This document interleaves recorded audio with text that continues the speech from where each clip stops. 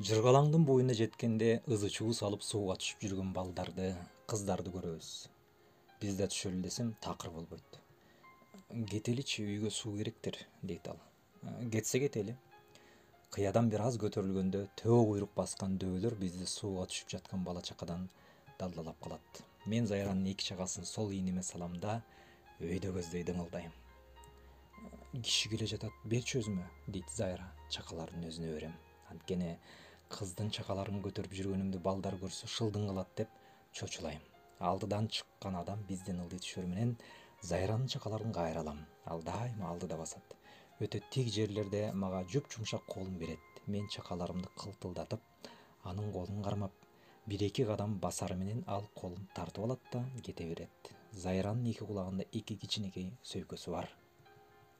Алар алтындай эмес, асыл таштан да эмес. Бирок мен ошол эки кичинекей нерседен көзүмдү албайм. Алар мага дүйнөдө баага жеткис кымбат заттардай көрүнөт. Мындайда мен Зайранын кежегисиндеги майда, аз-аз тармалдашкан жумшак чачтарына колумду тийгизгим келет. Бирок кол барабы? Эгин орулуп бүттү. Сары жалбырактар шуудурап жерге түшө баштады. Кыя. Зайра экөөбүз суу көтөрүп чыгып келе жатабыз. Күн бүркөк. Бир кезде көңкүрүлгөн асманды эбегейси чоң соп камчы менен бирөө шылый чапкан сыяктуу чаалыган жарк эттер эки бөлдү. Күндүн күркүрөгөнү кудак тундурду. Коркуп кеткен Зайра алайып мени карады. Эмне? Коркуп кеттиңби? Жок, жөн эле. Мен эч качан мындайды көргөн эмесмин. Коркпо, мындайдын далайын көрөсүң, деп күлүп койдум мен.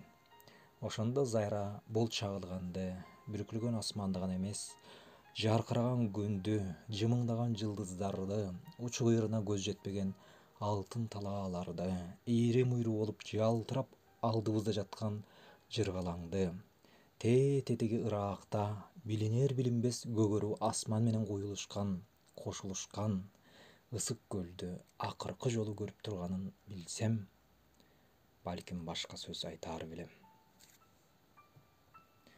Дагы чагылган жарк этип, дагы күн күркүрөдү.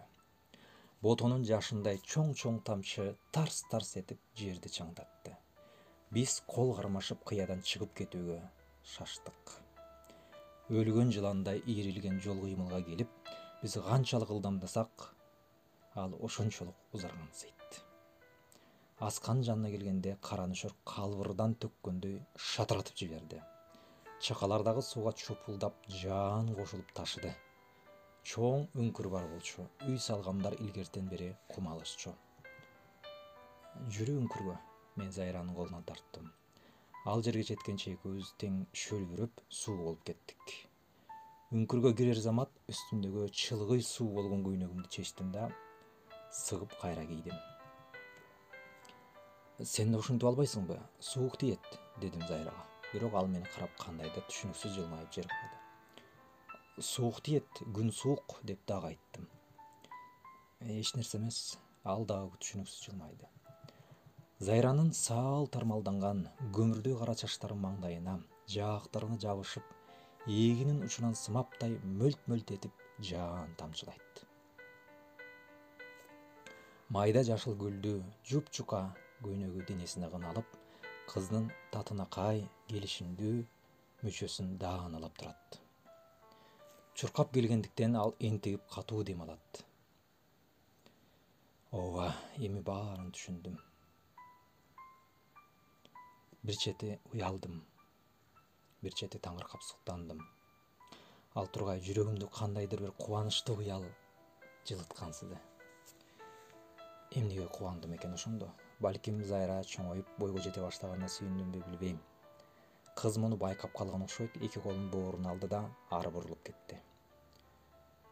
Үйгө кетеличи, деди Зайра. Мен көйнөгүмдү кайра чече коюп үстүнө жаптым. Бирок ным болгон көйнөк кантип жылытсын? Жаан катуу, суубуз булганат, деди. Сууну төгүп салалы. Кереги жокпу? Анан эмне үчүн бардың жыргалаңга? Мен аны тигиле карадым. Зайра уурусун карматып койгонсуп үңкүрдүн бооруна жабышкан кичинекей ташты чукулап калды. Мен дагы сурайын дедим, бирок биздикине да бүгүн эки чоң казан, күмүш самовар, эки чара толтура суу бар экени эсиме түшүп, эмне айтарымды билбей далдайып тура бердим. Зайра эке, үшүдүңбү? Жок. Зайра үңкүрдүн үстүнө шорголоп, жаанга алаканын тосуп, анын тарсылдап колуна тийип чачырап жатканын карап турат. Зайра, Турусбек.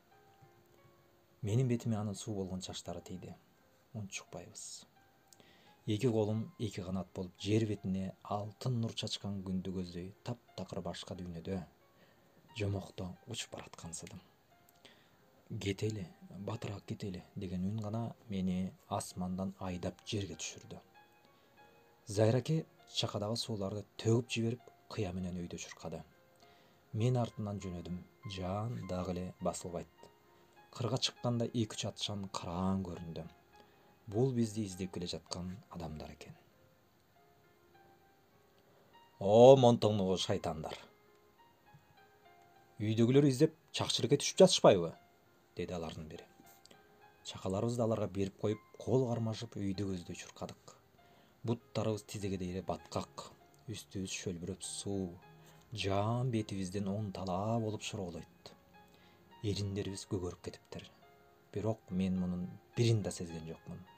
Жүрөгүмдүн жалыны бүткүл ааламды жылыткандай. Зайра да мени карап коюп, майрамдуу күндөй жылмаят. Ал өз үйүнө чуркап кетти. Апам мени жемеледи. Кулагыман чоюп шилиге да 1-2 жол берип калды окшойт. Бирок аны тыйган жокмун. Анткени ойлорум, сезимдерим, кыялдарым бардыгы башка жерде, жанагы үңкүрдө, Зайранын жылмайышында, анын жылдыздуу маңдайында эле. Жок, мен ал күндү эч качан унутпайм. Андай күн эч кимдин турмушунда болбойт. Ошол күнү менин көкүрөгүмдө көптөн бери уктап жаткан өтө чоң бир нерсе ойгонуп, кыймылга келип туйлап, өзүмдү элертип, сезимге, кыялга мас кылгансыды. Ал түнү уктамак кайда? Таңды таң аткыча канаттуу ойлор алып учуп уктатпады. Таңга жуук атамдын чыйбаркыт чепкенин жамынып эшикке чыктым. Ай жапжарык, асман чайыттай ачык. Миллиондогон жылдыздар күндүзгү жаанга таптаза болуп жуулгансып жаркырашат. Бирок бир жылдыз бардыгынан мээримдүү болуп, ааламга башкача нур чачкансыйт. Ал чолпон. Менин чолпонум, менин Зайрам, Зайра экем. Аба кандайдыр башкача жеңил жана тунук, талаа жактан жердин, эгиндин жыты аңкыйт. Кандай сонун. Турмуш да ушундай укмуштуу, ырахаттуу. Тигине менин жылдызым, менин бактым. Колумду сунсам эле чолпонума жетем. Ал жапжакын. Жанатан бери алаканымды жылуу тили менен жалап жаткан кумайыкты эми гана байкадым. Чык, Кудай урган. Колумду чепкенге карчыдым. Турусбек, эмне уктабай жүрөсүң? Күндүз колхоздун ургунан жегенсиң го, гүпүлдөтүп. Кара баскыр. Бас үйгө, деди энем. Мен чочуп кеттим. Жок, деп үйгө кирдим. Таң атты. Эми күн чыгат. Анан мен Зайра экени көрөм. Мен жөнүндө ойлоп жатты бекен.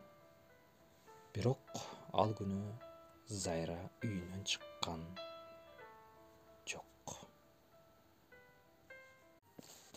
Жыргалаңдын боюна жеткенде ызы чуу салып